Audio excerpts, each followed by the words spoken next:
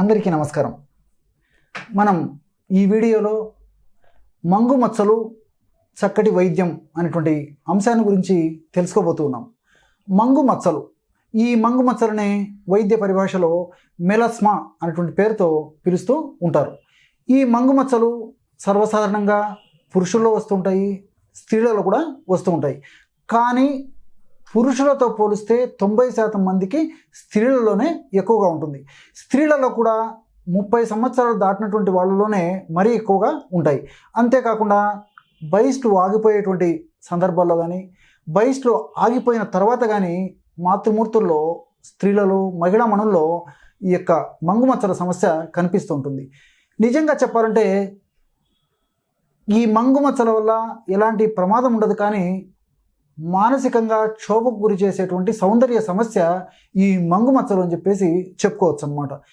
ఈ మంగుమచ్చలు ఎందుకు వస్తాయని మనం కారణాల గురించి ఆలోచించినట్లయితే, సూర్యకాంతిలోని అతినీల లోహిత కిరణాల ప్రభావము, హార్మోన్ల అస్తవ్యస్తత, మానసిక ఒత్తిళ్ళు, ఇలా వివిధ రకాలైనటువంటి కారణాల వల్ల ఈ మంగుమచ్చలు వస్తూ ఉంటాయి.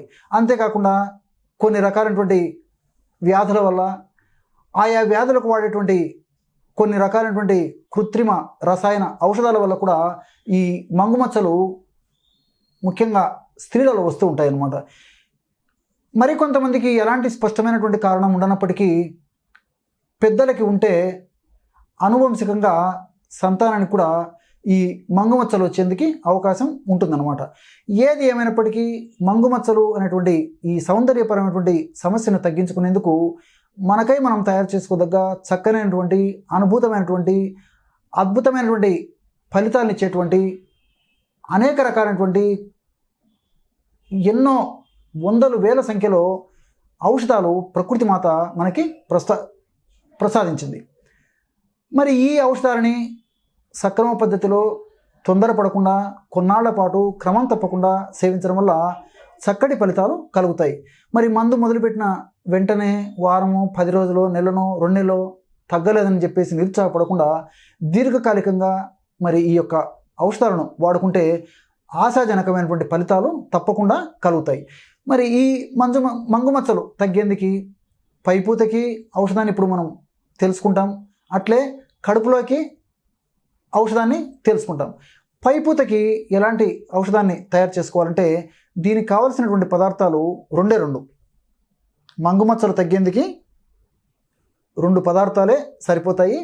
వాటిలో మొట్టమొదటిది ఎండినటువంటి రోజా పూలు. ఎండినటువంటి రోజా పూలు ఇలాంటివి మనకు మార్కెట్లో సంవత్సరం అంతా దొరుకుతాయి. ఎండినటువంటి రోజా పూల నుంచి తయారు చేసినటువంటి పౌడర్ కూడా మనకు మార్కెట్లో దొరుకుతుంది. ఎవరికి ఎలా వీలైతే అలా వాడుకోవచ్చు అన్నమాట. లేదు, రోజా పూలు తెచ్చుకొని నీడలో ఆరబెట్టేసేసి ఎండిపోయిన తర్వాత కూడా పౌడర్ చేసుకోవచ్చు. ఇలా ఎవరికి ఎలా వీలైతే అలా ఈ యొక్క పొడిని రెడీ చేసుకోవాలన్నమాట. అట్లే రెండవ పదార్థం నిమ్మకాయ. ఇంతే, చూడండి, ఈ 2 ఔషధాల్లోనే ఆ మంగుమచ్చల మీద ఉన్నటువంటి మెలనిన్ అనేటువంటి రంజక పదార్థం తగ్గేందుకు ప్రకృతి చక్కనైనటువంటి ఔషధ గుణాలను నిక్షిప్తీకరించి మనకి ప్రసాదించింది ఈ 2.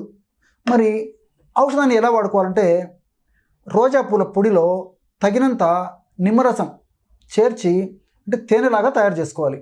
ఆ విధంగా తయారు చేసుకున్నటువంటి ఆ యొక్క లేపన ఔషధాన్ని మంగుమచ్చలపై కొద్దిగా సున్నితంగా మర్దించి ఆ యొక్క ఔషధాన్ని పైన కూడా తర్వాత పట్టించేసి 1 గంట సేపు ఉన్న తర్వాత కడిగేస్తుండాలి. ఈ విధంగా రోజు ఒక్కసారి ఈ యొక్క ఔషధాన్ని ఈ పద్ధతిలో వాడుకోవాలి. మరొక ఔషధాన్ని కూడా ఈ సందర్భంలో చెప్తాను, చూడండి. ఇదే ఔషధాన్ని వాడుకున్నా సత్ఫలితాలు కలుగుతాయి. లేదంటే మరొక ఔషధం కూడా తయారు చేసుకొని వాడుకోవచ్చు. ఆ ఔషధానికి కావలసినటువంటి పదార్థాలు 3 ఆ 3 ఔషధాల ద్వారా కూడా ఈ సమస్యని తగ్గించుకోవచ్చు. ఆ ఔషధ పదార్థాలు ఏంటంటే గ్లిజరిన్, పన్నీరు, ఇంతకుముందే చూపించినట్లు నిమ్మకాయ.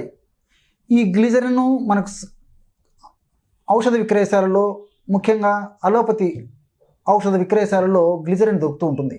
ఈ గ్లిజరిన్, అదేవిధంగా పన్నీరు, దీన్ని రోజ్ వాటర్ అంటారనమాట. ఈ రోజ్ వాటర్ లేదా పన్నీరు ప్రతి చోట దొరుకుతుంది. అట్లే నిమ్మకాయ ప్రతి ఇంట్లో కూడా ఉండేటువంటి దివ్యమైనటువంటి ఆహార దినుసు. వీటిని సమానంగా కలుపుకోవాలి. అంటే గ్లిజరిన్ ఎంత తీసుకున్నామో అదేవిధంగా పన్నీరు తీసుకోవాలి, అట్లే నిమ్మరసం కూడా అంతే కలుపుకోవాలి. మూడింటిని సమభాగాలుగా కలిపేసి రోజు ఒక్కసారి ఆ యొక్క పదార్థాన్ని మంగుమచ్చలపై సున్నితంగా మర్దన చేసి తర్వాత అదే ఆ యొక్క పదార్థాన్ని లేపనం చేసి 1 గంట సేపు ఆగిన తర్వాత కడిగేస్తుండాలి. ఈ విధంగా క్రమం తప్పకుండా రోజు ఒక్కసారి నేను ఇంతకుముందు చెప్పినట్లు రోజా పూల పొడి నిమ్మరసం కలిపి కానీ లేదా ఈ 3 పదార్థాలు కలిపి తయారు చేసుకున్నటువంటి ఔషధం కానీ ఎవరికి ఎలా వీలవుతే అలా వాడుకోవచ్చు అనమాట. దీంతోపాటు కడుపులోకి రక్త శుద్ధికి ఆ మెలనిన్ అనేటువంటి రంజక పదార్థం తగ్గేసి ఆ భాగంలో మళ్ళా ఉత్పత్తి కాకుండా ఉండేందుకు పసుపు చూస్తున్నారు కదా, పసుపు కొమ్ములు వీటిని దంచి పసుపు పొడి తయారు చేసుకోండి. లేదు స్టాండర్డ్ పసుపు పొడి మనకు దొరికేట్లయితే అదైనా తెచ్చుకొని వాడుకోవచ్చు. రెండవది బెల్లం, పసుపు పొడి, బెల్లం. చూసారు కదా, బెల్లం కూడా మన ఇంట్లో సంవత్సరం అంతా ఉండేటువంటి దివ్యమైనటువంటి ఆహార పదార్థం. ఈ రెంటిని పసుపు పొడి ఒక 50 గ్రాములు తీసుకోండి, బెల్లం కూడా ఒక 50 గ్రాములు తీసుకోండి. ఈ రెంటిని రోట్లో వేసేసి మెత్తగా దంచేసేయండి. అలా వీలు పడినటువంటి వాళ్ళు మిక్సీలో వేసేసి బాగా కలిపేసేయండి. ఈ విధంగా తయారు చేసుకున్నటువంటి ఈ యొక్క ఔషధాన్ని ఒక గాజు సీసాలో నిల్వ ఉంచుకొని రోజు ఉదయం ఒక్కసారి అదేవిధంగా